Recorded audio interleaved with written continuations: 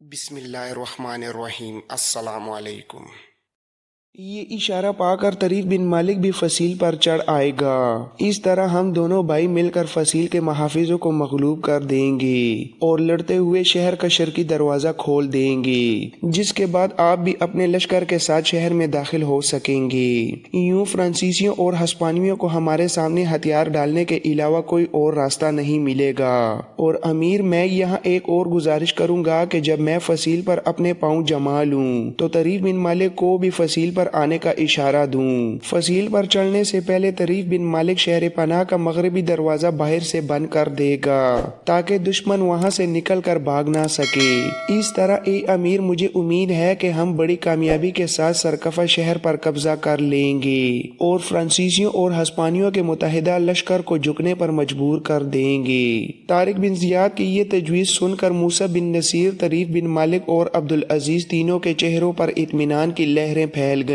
پھر موسیٰ بن نصیر بولا، اے ابن زیاد میرے عزیز، تمہاری تجویز ایک بہترین اور مکمل تجویز ہے جس پر بڑی آسانی کے ساتھ عمل کیا جا سکتا ہے۔ مجھے امید ہے کہ اس تجویز پر عمل کر کے ہم سرکفہ شہر پر قبضہ کر سکتے ہیں، لہٰذا اب ہمارے درمیان یہ طے شدہ ہے کہ جیسے ہی سورج غروب ہوتا ہے اور تاریکی پھیلتی ہے، میں اپنے لشکر کے ساتھ فصیل کے قریب جا کر دمدمے کھدوانا شروع کروں گا۔ لشکر کے ایک حصے کو دمدموں کے آگے بٹھا دوں گا اور یہ لوگ اپنے سامنے اپنی ڈالیں رکھیں گے تاکہ اگر اس موقع پر شہر کی فصیل سے تیر اندازی کی جائے تو سپاہی زخمی نہ ہو۔ اس طرح میں بڑی آسانی کے ساتھ راتوں رات دمدمے تیار کرنے میں کامیاب ہو جاؤں گا، جبکہ تم اور طریق بن مالک بھی شہر کے مغربی حصے کی طرف جا کر ایسا ہی کرنا۔ موسیٰ بن نصیر کی یہ بات سن کر اس بار طریق بن مالک نے بولتے ہوئے کہا، اے امیر، اگر آپ اجازت دے تو میں بھی اس معاملے میں کچھ عرض کروں۔ اس پر موسیٰ بن نصیر نے مسکراتے ہوئے کہا، تم دونوں کو میں نے اسی لیے تو بلایا ہے، اس سلسلے میں تمہیں مجھ سے اجازت لینے کی ضرورت نہیں۔ جواب میں طریق بن مالک مسکراتے ہوئے کہنے لگا، یا امیر، میری تجویز یہ ہے کہ جب میں اور طارق بن زیاد دوسری طرف جائیں اور رات کی تاریکی میں ہم خندقیں کھود کر تیار ہو جائیں تو رات کے پچھلے پہر ہی ہمیں شہر پر حملہ آور ہو جانا چاہیے۔ اس طرح مجھے امید ہے کہ سورج طلوع ہونے تک ہم شہر پر اپنی گرفت مضبوط کرنے میں کامیاب ہو جائیں گے، اور یہ بھی ممکن ہے کہ صبح تک شہر ہمارے سامنے سرنگو ہو جائے۔ طریق بن مالک جب خاموش ہوا تو طارق بن زیاد مسکراتے ہوئے کہنے لگا، اے امیر، میں طریق بن مالک کی تجویز سے اتفاق کرتا ہوں۔ خندقیں تیار کرنے کے بعد رات کے پچھلے حصے میں ہمیں شہر پر حملہ کر دینا چاہیے۔ اس طرح رات کے آخری پہر حملہ کر کے ہم اپنے لیے بہتر نتائج حاصل کر سکتے ہیں۔ جواب میں موسیٰ بن نصیر کہنے لگا، میں تم دونوں بھائیوں کی تجویز سے اتفاق کرتا ہوں۔ اب یہ طے ہو گیا ہے کہ آنے والی رات کی تاریکی میں ہم خندقیں تیار کریں گے اور رات کے پچھلے پہر سرکفہ شہر پر حملہ آور ہوں گے۔ اب آؤ اپنے لشکر کے پڑاؤ میں چلیں، وہاں لشکر کے کھانے کا انتظام کرائیں اور ان کے ساتھ بیٹھ کر کھانا کھائیں۔ موسیٰ بن نصیر اپنی جگہ سے اٹھ کھڑا ہوا۔ طارق بن زیاد، طریق بن مالک اور عبدالعزیز بھی اٹھ کھڑے ہوئے اور پھر وہ چاروں اس خیمے سے باہر نکل گئے۔ سورج جب شام کے اندھے کنویں میں اتر گیا اور شام کے زرپاش جلوے مشکلوں کی داستانوں اور خوابناک فضا میں ڈل گئے اور زندگی کی تمام رونقیں اور زرفشاں کرنیں رات کے بے نور سناٹوں میں کھو گئیں، تب طارق بن زیاد اور طریق بن مالک اپنے اپنے لشکروں کے ساتھ حرکت میں آئے اور شہر کے مغربی حصے کی طرف منتقل ہو گئے۔ شہر کی فصیل کے قریب جا کر انہوں نے اونچی اونچی خندقیں کھود کر اپنی کارروائی مکمل کر لی، جبکہ شہر کے مشرقی حصے میں موسیٰ بن نصیر بھی اپنے لشکر کے ساتھ مورچے بنا کر اپنے کام کی تکمیل کر چکا تھا۔ رات کے پچھلے پہر جب پہاڑوں کے ویران دامن میں گہری خاموشی چھائی ہوئی تھی اور ٹھنڈی فضا کا ہر ذرہ ساکت تھا، آسمان پر بھورے بادلوں کے درمیان تیرتی ہوئی ستاروں کی مدھم روشنی کچھ ایسا منظر پیش کر رہی تھی جیسے کسی خانقاہ میں اداس چاندنی رو پڑی ہو۔ اس وقت سرکفہ شہر کی تاریکیوں میں ڈوبی ہوئی فصیل کچھ ایسی افسردہ اور ویران دکھائی دے رہی تھی جیسے ڈوبتے سورج کے وقت قید خانے کا کوئی تنہا قیدی آہ برتا ہو، یا جیسے کسی طاعون سے اجڑے ہوئے شہر کی ویران گلیاں خاموش ماتم کر رہی ہوں۔ نیلی تاریک فضائیں یوں محسوس ہو رہی تھیں جیسے آسمان زمین پر جھک کر سوال کر رہا ہو کہ تیرے سینے پر کون سے نئے انقلاب جنم لینے والے ہیں۔ اس وقت اوس تیزی سے گر رہی تھی اور بھیگی ہوئی فصیل پر جلتی مشعلوں کی روشنی مدھم سی سلگ رہی تھی۔ رات کے پچھلے پہر میں چاروں طرف گہرا سناٹا چھایا ہوا تھا۔ کبھی کبھار کوئی آواز فضا میں یوں ابھرتی جیسے کوئی شیرخوار بچہ اچانک اپنی ماں کی گود میں رو پڑے۔ اسلامی لشکر کے مخلص مجاہد اس وقت حملہ کرنے کے لیے کچھ اس طرح بے چین تھے جیسے اذان سے پہلے کوئی روزہ دار آسمان کی تبدیلی کو غور سے دیکھتا ہے، یا جیسے کسی کو اپنے محبوب کے قدموں کی آہٹ کا انتظار ہو۔ فضا میں اور فصیل کے اوپر ایک عجیب کیفیت طاری تھی،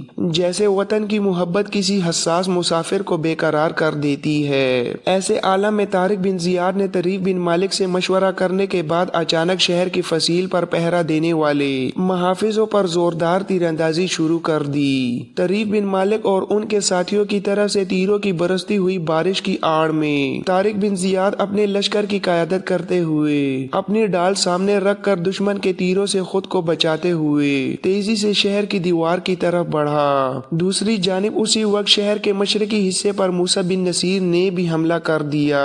اس دو طرفہ حملے نے شہر کی فصیل پر پہرا دینے والے محافظوں کے اندر کھلبلی، طوفان اور ہنگامہ برپا کر دیا۔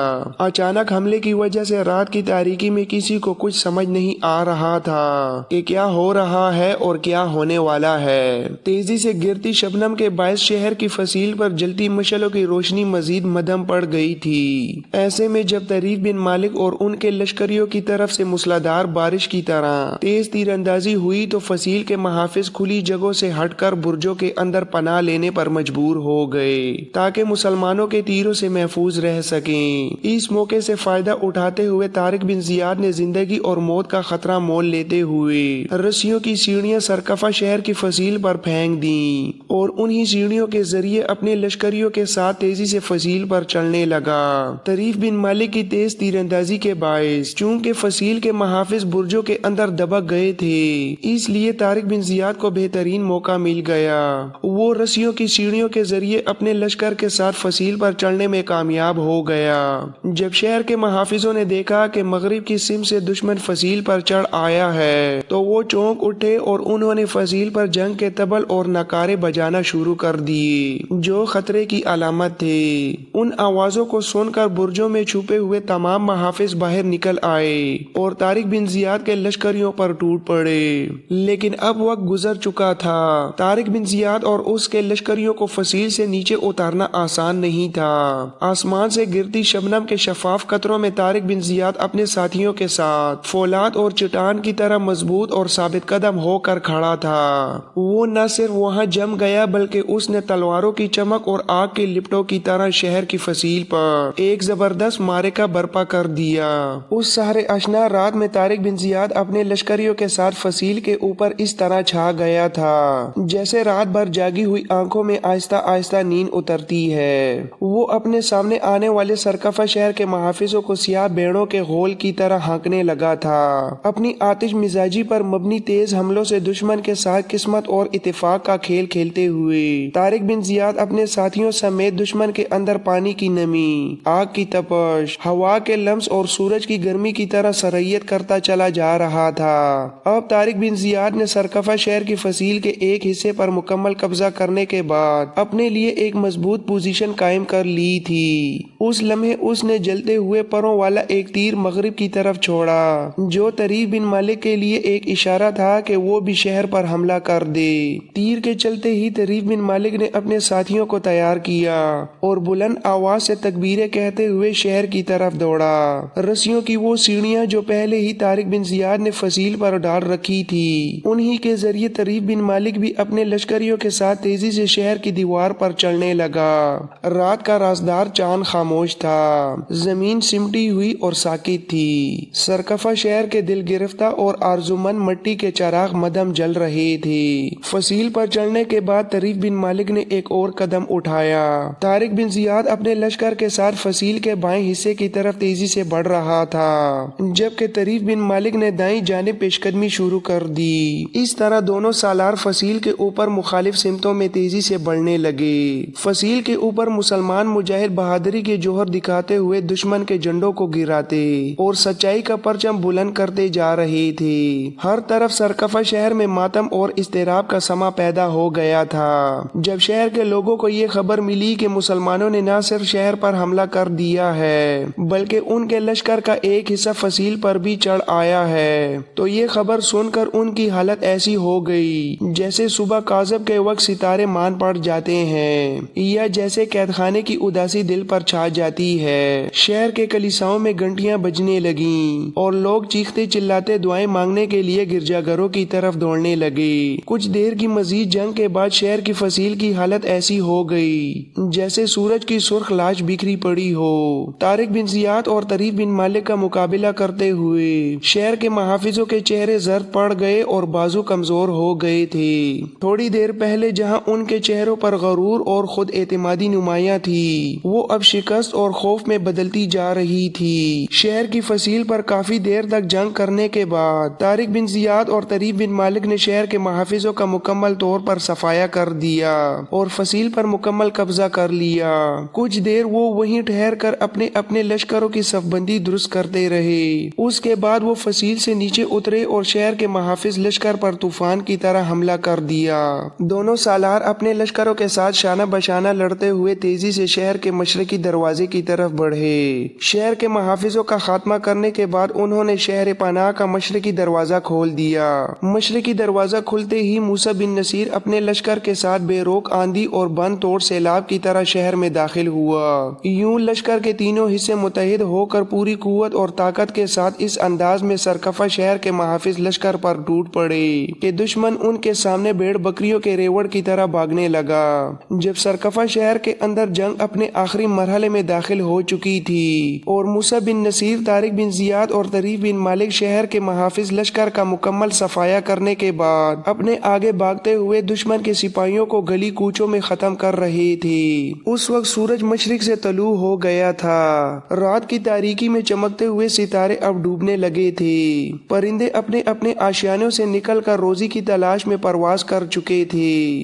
مویشی چراگاہوں میں جاگ اٹھے تھے اور آسمان پر ابابیلیں اڑنے لگی تھیں۔ مسلمانوں کی فتح کے بعد سرکفہ شہر کی حالت ایسی ہو گئی تھی جیسے کسی قبر کھودنے والے کی بے بسی، برے مقدر اور چیچک زدہ چہروں کی ویرانی۔ ہر ذی روح کے کان مسلمان مجاہدوں کی آہٹ پر لگے ہوئے تھے۔ جلد ہی موسیٰ بن نصیر، طارق بن زیاد اور طریف بن مالک سرکفہ شہر پر اپنا مکمل غلبہ قائم کرنے میں کامیاب ہو گئے۔ سرکفہ شہر کی فتح مکمل ہونے کے بعد یہاں افریقہ کے کچھ مسلمانوں کو آباد کیا گیا۔ شہر میں لوٹ مار کی سخت ممانعت کر دی گئی تھی اور سرکفہ شہر کے نصرانیوں کو بلا خوف و خطر شہر میں چلنے پھرنے کی اجازت دے دی گئی تھی۔ جب تک لشکر نے شہر میں قیام کیا، عام مسلمانوں نے شہر والوں کے ساتھ شادیاں بھی کیں۔ جب موسیٰ بن نصیر نے اپنے لشکر کے ساتھ سرکفہ سے کوچ کرنے کا ارادہ کیا تو اس نے اپنے لشکر میں سے خش بن عبداللہ کو یہاں کا گورنر مقرر کیا۔ اس نے شہر کے اندر ایک عالیشان مسجد بھی تعمیر کروائی۔ اس کے بعد موسیٰ بن نصیر، طارق بن زیاد اور طریف بن مالک اپنے لشکر کے ساتھ سرکفہ شہر سے روانہ ہو گئے۔ سرکفہ سے نکلنے کے بعد آس پاس کے چھوٹے بڑے شہروں اور قصبوں کی طرف اسلامی لشکر کے مختلف دستے روانہ کیے گئے۔ ان دستوں نے دور و نزدیک کے چھوٹے شہروں اور بستیوں کو اپنے زیر نگی کر لیا۔ سرکفہ شہر کے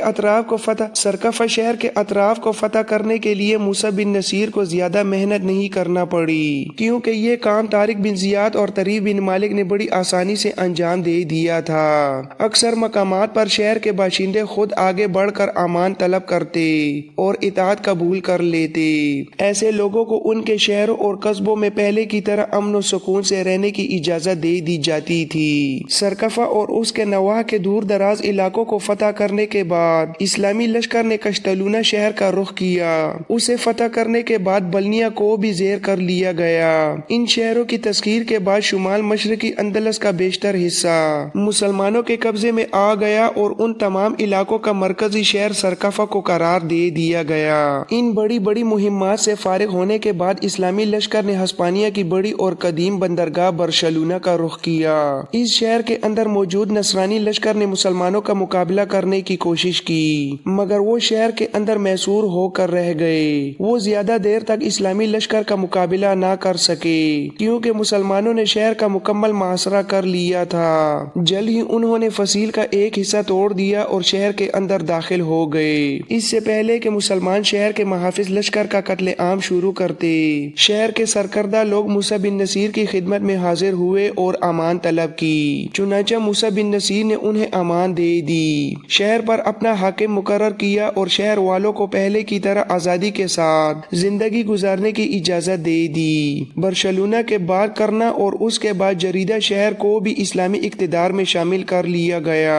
ان شہروں میں بھی کچھ مسلمانوں کو آباد کیا گیا اور انہیں سرکفہ کے والی خش بن عبداللہ کے ماتحت کر دیا گیا۔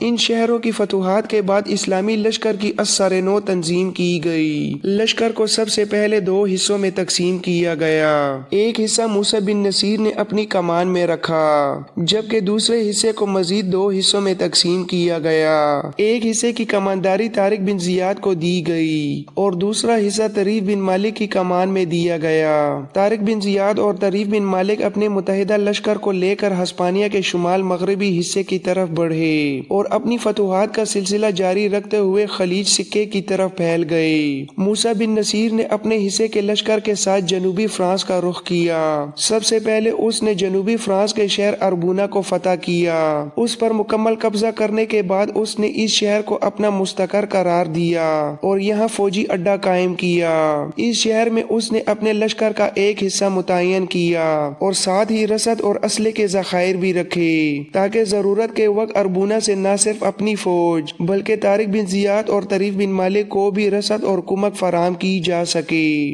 اربونا کو فتح کر کے اسے اپنا عسکری مرکز بنانے کے بعد موسیٰ بن نصیر نے جنوب مشرقی فرانس میں پیش قدمی شروع کی۔ یہاں اس نے سب سے پہلے فرانس کے شہر ناربون کو فتح کیا، پھر انبیون کا رخ کیا اور اسے بھی بڑی آسانی سے اپنے قبضے میں لے لیا۔ اس کے بعد وہ جنوب مشرقی فرانس میں دور تک پیش قدمی کرتا چلا گیا اور اپنے سامنے آنے والی ہر قوت کو زیر کرتا گیا۔ سرکفہ شہر جب مسلمانوں کے قبضے میں آیا تو یہاں کے دو سردار بھاگ کر فرانس میں داخل ہو گئے۔ ان دنوں فرانس چھوٹی چھوٹی ریاستوں میں تقسیم تھا اور ان سب میں سب سے زیادہ طاقتور حکمران ہیلن آف ہیوسٹل تھا۔ سرکفہ سے بھاگنے والے ان دونوں نصرانی سرداروں نے ارادہ کیا کہ وہ فرانس جا کر ہیلن آف ہیوسٹل کی خدمت میں حاضر ہوں گے اور اسے آمادہ کریں گے کہ وہ ایک جرار لشکر تیار کرے تاکہ مسلمانوں کا مقابلہ کیا جا سکے اور انہیں ہسپانیہ کی سرزمین سے نکال باہر کیا جائے۔ اس مقصد کے لیے وہ دونوں فرانس کے مرکزی شہر پہنچے اور ہیلن سے ملاقات کی خواہش ظاہر کی۔ ہیلن نے ان کی درخواست قبول کی اور انہیں اپنے پاس طلب کر لیا۔ جب سرکفہ کے ان دونوں سرداروں کو فرانس کے حکمران ہیلن کے سامنے پیش کیا گیا تو اس نے ان کی عزت افزائی کرتے ہوئے اپنی جگہ سے اٹھ کر ان کے ساتھ مصافحہ کیا اور انہیں اپنے دائیں جانب بیٹھنے کی جگہ دی۔ جب وہ دونوں بیٹھ گئے تو ہیلن نے ان سے مخاطب ہو کر کہا، سنو ہسپانیہ سے آنے والے میرے معزز مہمانوں، مجھے اطلاع ملی ہے کہ تم دونوں ہسپانیہ کے شہر سرکفہ کے نامور سرداروں میں سے ہو۔ بتاؤ تم نے ہسپانیہ سے فرانس آنے کی زحمت کیوں کی اور کس سلسلے میں مجھ سے ملنا چاہتے ہو؟ ہیلن کے اس حوصلہ افزا رویے کو دیکھ کر ایک سردار بولا اور کہنے لگا، اے فرانس کے عظیم حکمران، شاید آپ تک یہ خبریں پہنچ چکی ہوں گی کہ مسلمان افریقہ سے نکل کر ہسپانیہ کی سرزمین پر قابض ہو چکے ہیں۔ پہلے پہل ان کے دو جرنیل طارق بن زیاد اور طریف بن مالک ایک مختصر لشکر کے ساتھ ہسپانیہ کے ساحل پر اترے۔ انہوں نے اپنی کشتیاں جلا دی اور ہسپانیہ کے لشکر کا مقابلہ کرنے کا عزم کر لیا۔ ہمارا بادشاہ رازق لاکھوں کا لشکر لے کر ان کے مقابلے میں آیا، لیکن ان دونوں جرنیلوں نے اپنی مٹھی بھر لشکر کے ساتھ اسے شکست دے دی۔ اس کے بعد وہ ہسپانیہ کے ایک ایک شہر، قصبے اور بستی پر قابض ہوتے چلے گئے۔ پھر افریقہ کے والی موسیٰ بن نصیر بھی مزید لشکر کے ساتھ ہسپانیہ میں داخل ہوا اور ان تینوں نے مل کر ہسپانیہ کو مکمل طور پر اپنے قبضے میں لے لیا۔ چند روز قبل مسلمان سرداروں نے ہسپانیہ کے شمالی صوبے ارغون کے مرکزی شہر سرکفہ پر بھی قبضہ کر لیا۔ ہم دونوں سرکفہ کے رہنے والے ہیں اور آپ کے پاس فریاد لے کر آئے ہیں کہ آپ اپنے لشکر کے ساتھ مسلمانوں کا مقابلہ کریں اور انہیں ہسپانیہ سے نکال باہر کریں۔ اس وقت ہسپانیہ میں کوئی نصرانی طاقت باقی نہیں رہی جس کے پاس ہم مدد کے لیے جا سکیں۔ چونکہ آپ ہسپانیہ کے قریب ترین ہمسائے ہیں، اس لیے ہم آپ سے مسلمانوں کے خلاف مدد کی درخواست کرتے ہیں۔ اس سردار کی گفتگو سن کر ہیلن کچھ دیر تک سر جھکائے سوچتا رہا، پھر اس نے سر اٹھا کر ان دونوں سے پوچھا، تمہارے خیال میں وہ کیا وجہ ہے کہ تمہارے بادشاہ اور تمہارے سالار مسلمانوں کے مٹھی بھر لشکر کے مقابلے میں شکست کھا گئے؟